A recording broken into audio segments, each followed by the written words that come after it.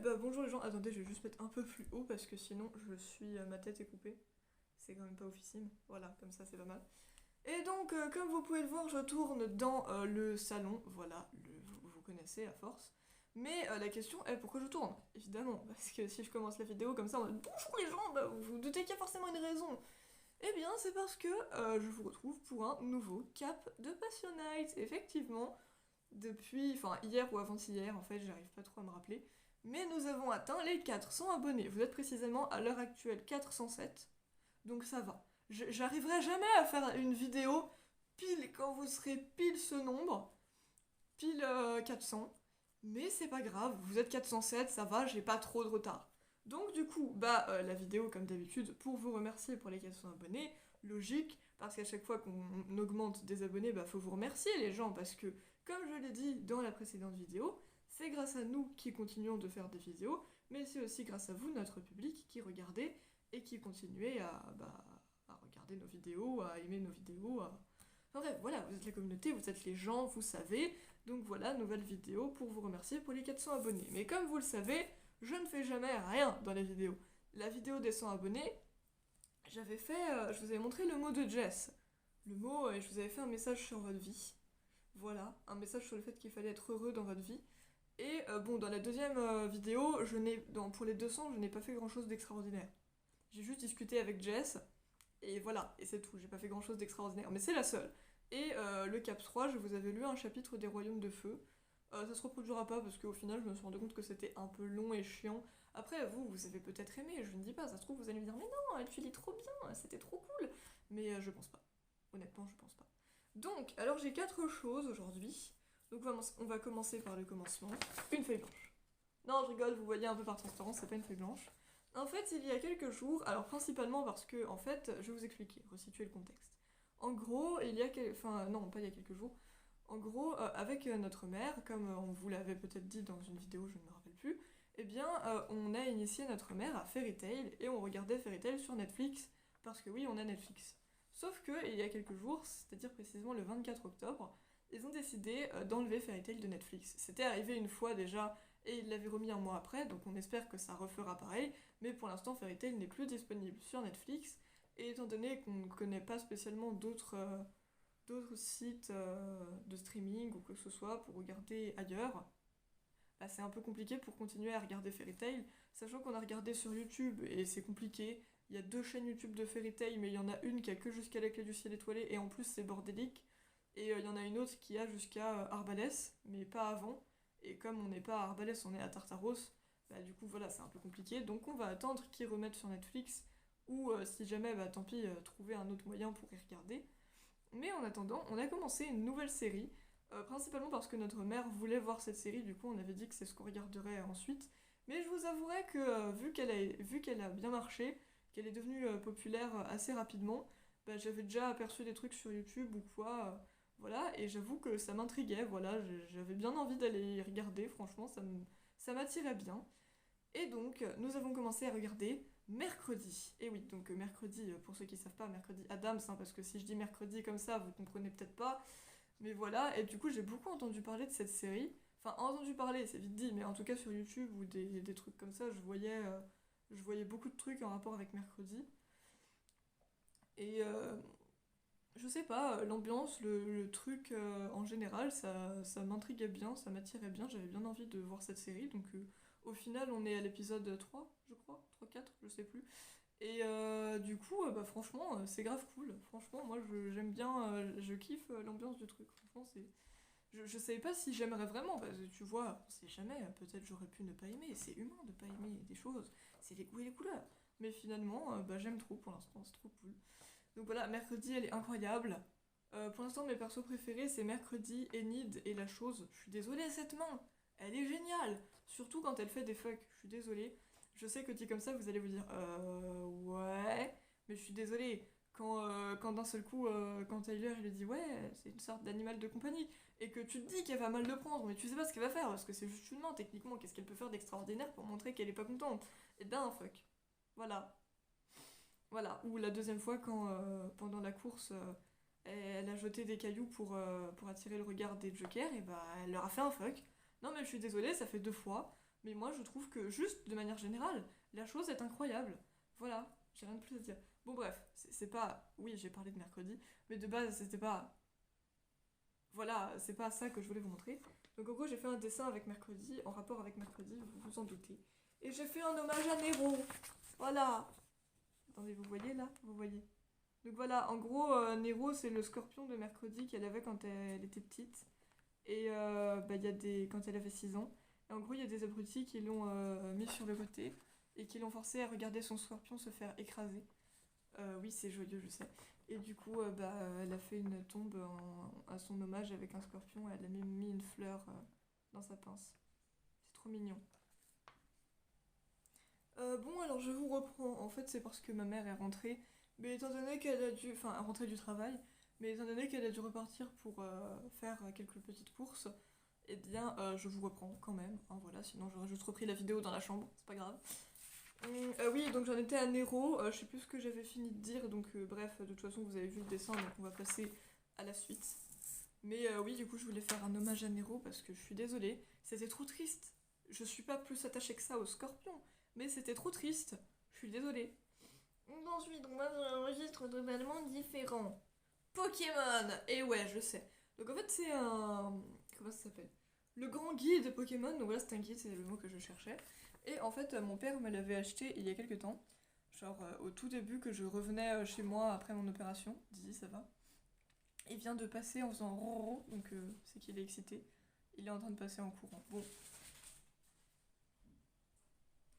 Va juste falloir que je les surveille, et si j'entends un ksh, bah ça veut dire qu'ils sont en train de se battre, donc je me lèverai. Mais bref. Et du coup, bah, mon père me l'avait acheté.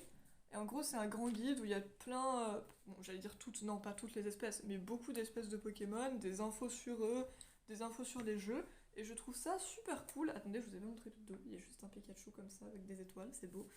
Et du coup, bah voilà. Et donc, bah, j'ai décidé, vu que c'est ce que je compte lire en ce moment. Non mais Dizzy, wesh. Vous le voyez pas, mais il est en train de courir partout, c'est dingue, hein. Dizzy, ça va? Papy, tu viens de manger en plus. Arrête de courir partout, sinon tu vas vomir. Bref. Et donc, bah, je vais l'ouvrir à une page au pif et je vais vous la lire. Allez, ça sera cette page. Ah bah tiens, j'étais tombée dessus tout à l'heure avec Jess. Togepi et le trio de la vie. Je sais pas si vous voyez, là il y a Togepi, là il y a le trio de la vie. Et donc, ce sera ces deux pages que je vais vous lire. C'est parti. Alors. Togepi, carte d'identité numéro 175. Donc 175, c'est le numéro du Pokémon dans le Pokédex. Voilà. Avant la 6ème génération, ce bébé Pokémon était de type normal. Il est le premier Pokémon de la 2ème génération à avoir été présenté au public sous son nom et son aspect définitif. Dans le dessin animé, il est devenu l'un des Pokémon emblématiques d'Ondine. Effectivement, c'est vrai. Génération, 2ème génération, 4ème pour Togekiss. Type type fée vol pour Togetic et Togekiss. Taille 30 cm, 60 cm pour Togetic, 1,5 m pour Togekiss. Mais quoi? Bon, c'est normal, hein, vous commencez à connaître mes chats, ils sont ok. Poids 1,5 kg, 3,2 kg pour Togetic, 38 kg pour Togekiss. Sexe masculin et féminin. Catégorie Balpic, bonheur pour Togetic, célébration pour Togekiss. Talent, sérénité, il double les chances d'infliger des effets additionnels. Agitation, il améliore l'attaque du Pokémon, mais diminue la précision. Chanceux, talent caché, le Pokémon est tellement chanceux qu'il inflige plus fréquemment des coups critiques. Togepi est un petit Pokémon dont le corps est recouvert d'un œuf. Il a toujours le sourire, c'est que son énergie provient des émotions positives exprimées par les individus et les Pokémon qui l'entourent. Il accumule ses sentiments de bonheur dans sa coquille, puis les partage avec les autres. Quand il s'endort, sa tête rentre légèrement dans sa coquille et sa couronne se replie. Il ressemble alors tout à fait à un œuf. Son nom vient de 2 mots japonais signifiant éclat, pic, gazouillement d'oiseau. On dit que si ce Pokémon est bien traité, il porte chance. Il n'y a... Pardon, je me suis perdue.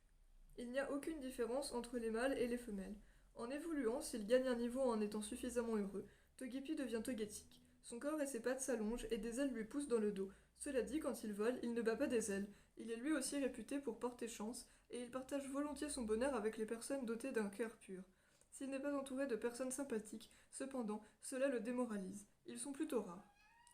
Oui, je sais. Togetic évolue en Togekiss quand il est exposé aux radiations d'une pierre éclat. Ce Pokémon ressemble à un oiseau avec un corps ovoïde et une petite queue constituée de 3 petites plumes.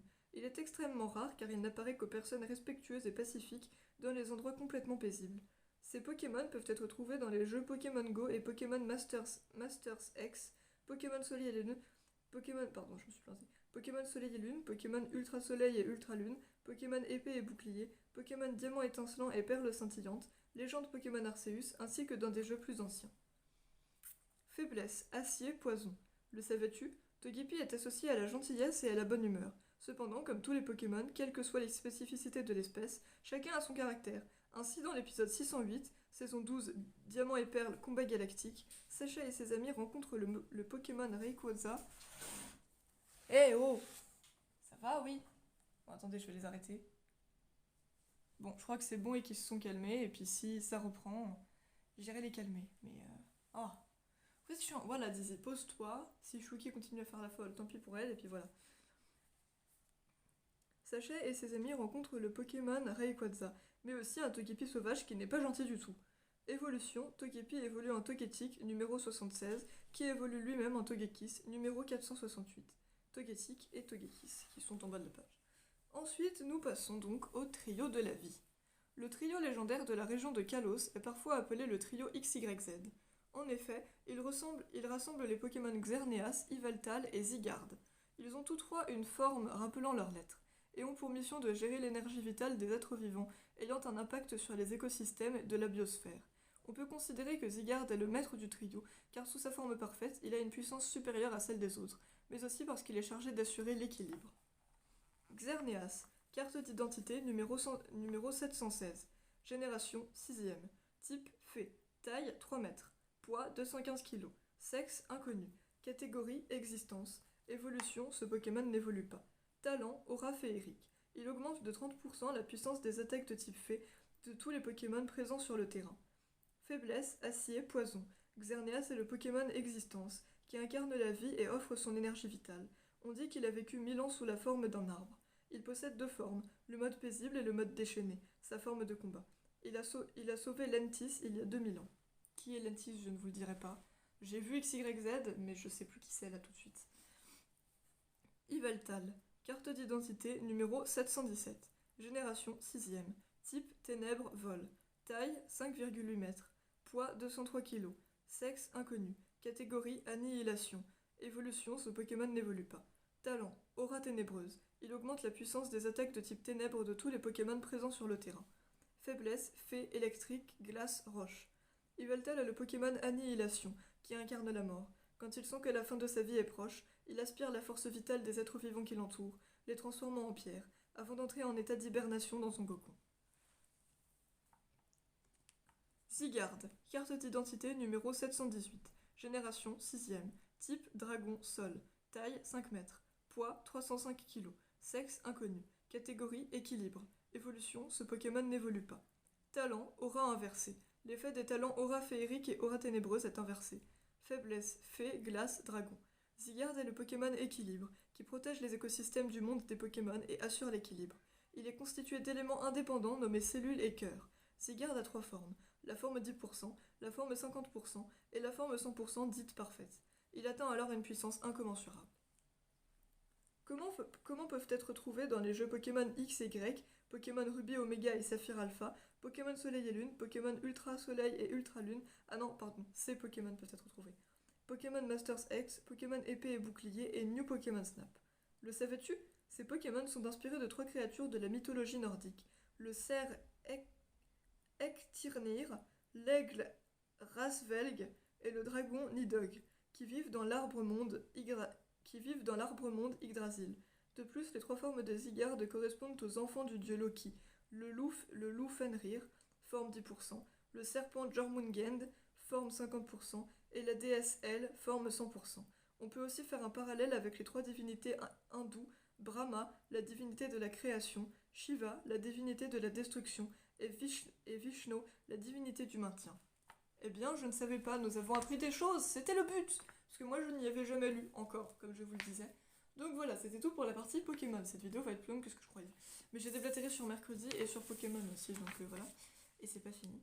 Et alors là, on passe sur un truc qui n'a rien à voir, ça n'a aucun rapport avec une série, un film, un animé, tout ce que vous voulez, rien à voir. C'est des trucs que ma mère a ramenés de botanique. Donc on a tout d'abord l'agenda du jardinier bio et l'agenda de la nature du jardin 2023. Donc j'en avais déjà eu un. Quelle année, je vous dirai pas, mais j'en avais déjà eu un. Et j'ai trouvé ces trucs hyper intéressants d'apprendre des trucs sur la nature, sur les fruits et les légumes disponibles à telle saison, etc. Il y avait une partie sur le recyclage et le compost, je crois. Et je trouvais que c'était super intéressant. Donc écoutez, pareil, je vais vous lire une page au pif de ces les bouquins. Donc je les ai pas lus, hein, encore une fois, si vous voulez le dos, même s'il n'y a rien d'extraordinaire. Mais voilà, et du coup, bah c'est parti. Allez, ça sera cette page. Donc on est sur du juillet. Voilà, donc bon là il n'y a rien à lire, mais sur cette partie il y a quelque chose à lire et il y a un dessin d'une fleur que je ne saurais vous dire c'est quoi. Alors, juillet. La mauve ou fausse guimauve, un bouquet de douceur contre les irritations. Plus courante et aussi puissante que la guimauve, Altaea officinalis, au port semi-rampant ou ascendant, la grande mauve, Malva sylvestris, ou fausse guimauve, dont la taille varie du simple au double, s'adapte à son milieu, tantôt bisannuelle, tantôt vivace. Rustique jusqu'à -15 degrés, elle est facile à semer et se multiplie aisément à proximité du pied-mère. Les fleurs, très appréciées des hyménoptères, sont cueillies en début de journée avant leur complet épanouissement, aussi longtemps que dure la période de floraison, de juin à octobre selon les localités. Antitussive et laxative, elle renferme une forte concentration en mucilage aux effets adoucissants, calmants, émollients et anti-inflammatoires pour tout type d'irritation, cutanée, digestive ou respiratoire. Voilà, ça n'a plus rien à voir, mais c'est pas grave. J'avais envie, vous allez apprendre des choses.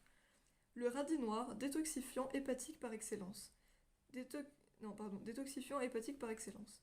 Cultivé depuis l'Égypte des pharaons 2800 ans avant Jésus-Christ, le radis noir, Raphanus sativus, a depuis bien longtemps démontré les effets bénéfiques de sa racine pour la santé, en particulier ses propriétés digestives. On préconisait même le suc des feuilles en usage local contre les contusions. Antiscorbutiques, les graines sont employées comme fortifiants. Sa racine est riche en vitamines et sels minéraux, également cholérétique et collagone